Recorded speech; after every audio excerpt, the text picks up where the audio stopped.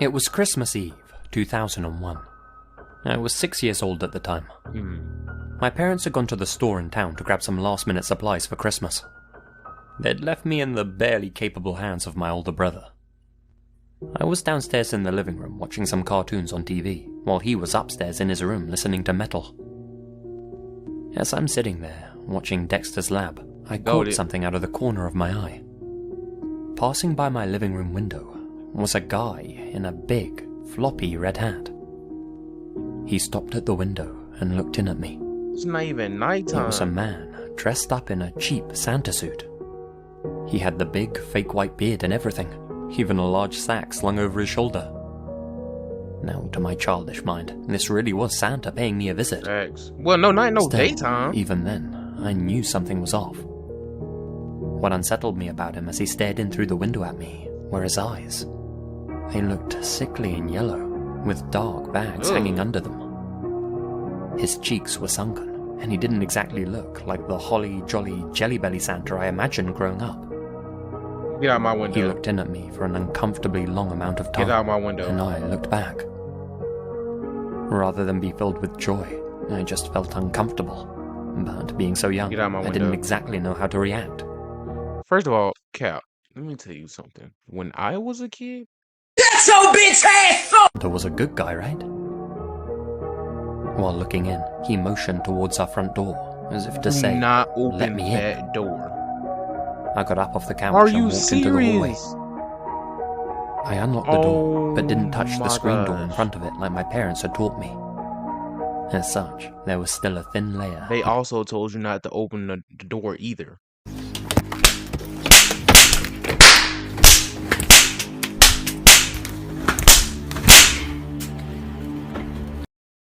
He can bust that glass.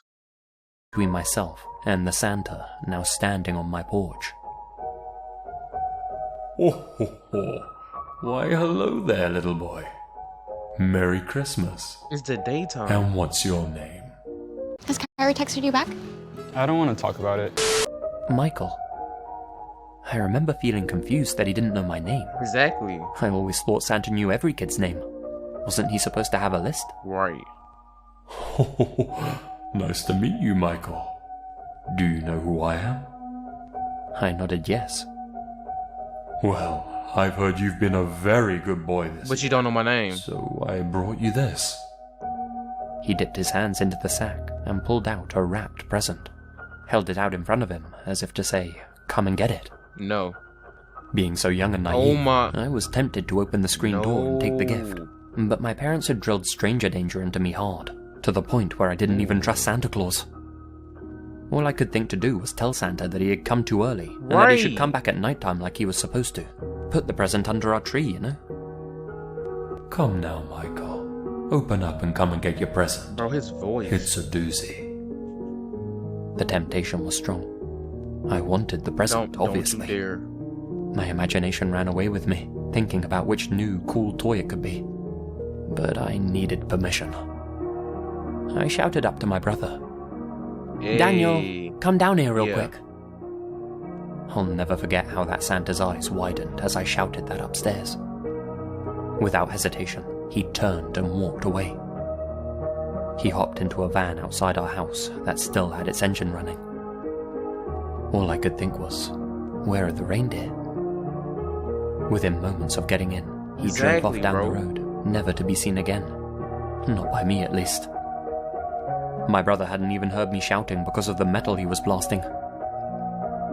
When my parents came back, I told them about the Santa that came to visit. They thought I was just pretending or playing a game. A couple of days after Christmas, the news broke out. An 8-year-old boy in our town had disappeared from his house Dang. after his parents ran to the stores. They had only left him alone for 10 minutes. They never found him.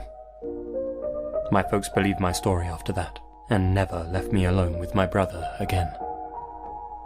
I thank my lucky stars we had that screen door rule in my home.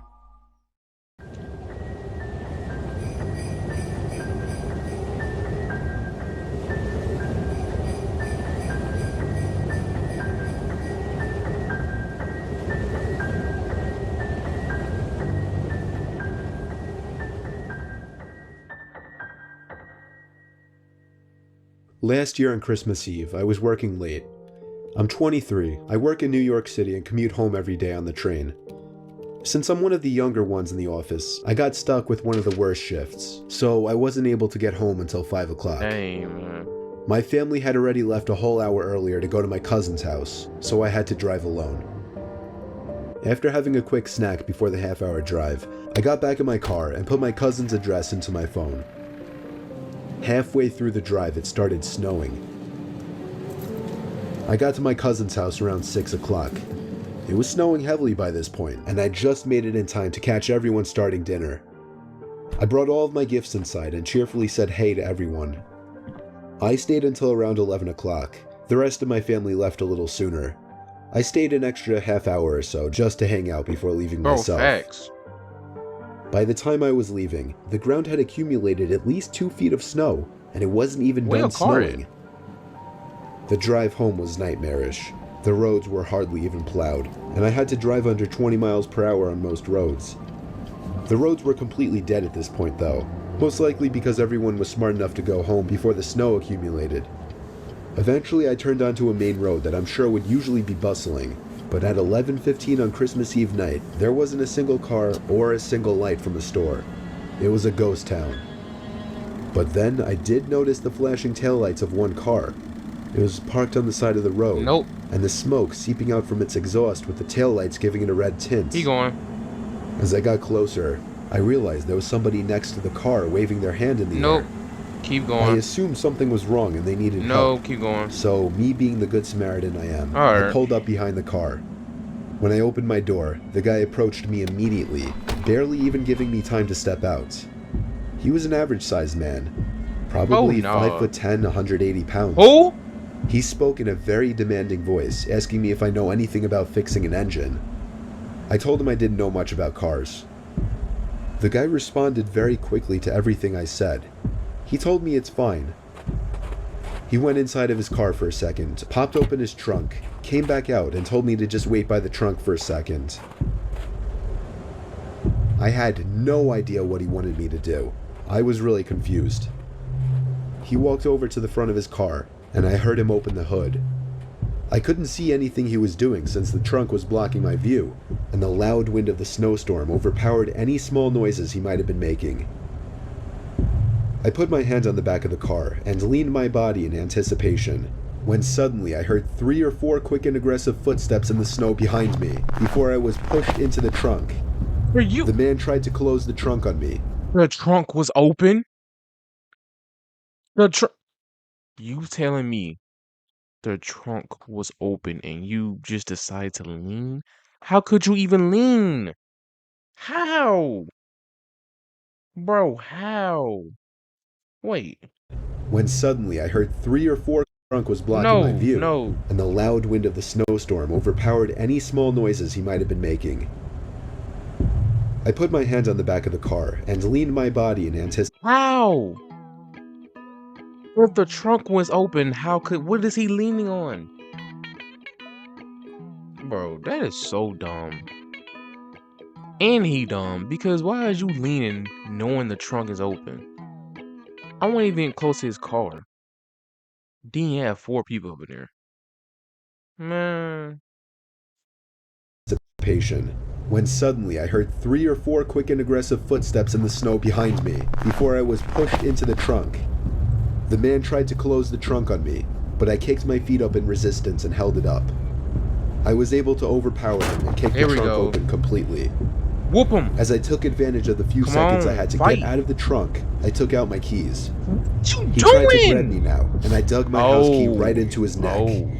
He fell to his knees, and his scream echoed down the deserted street.